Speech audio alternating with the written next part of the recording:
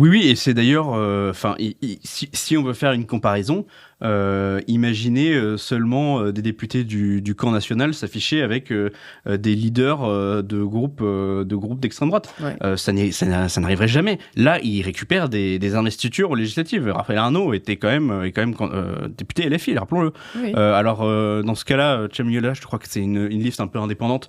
Il me semble d'ailleurs, si je dis pas de bêtises, que la tête de liste de cette liste-là est l'ancien responsable à Strasbourg des étudiants musulmans de France, qui est une organisation proche des frères musulmans.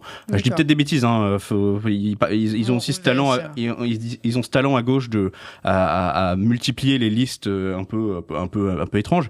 Mais en tout cas, voilà, il y a une proximité entre des partis politiques. Mais ils boxent ensemble. Ouais, c'est ça. Et ça paraît fou, quoi.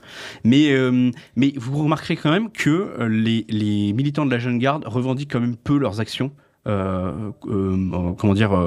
Violentes, parce que effectivement il faut avoir cette bonne image. Donc évidemment ils commettent des actions violentes, mais ils le font pas en leur nom pour éviter d'être trop attaqués. Donc c'est quand même assez paradoxal, et moi je trouve dommage qu'on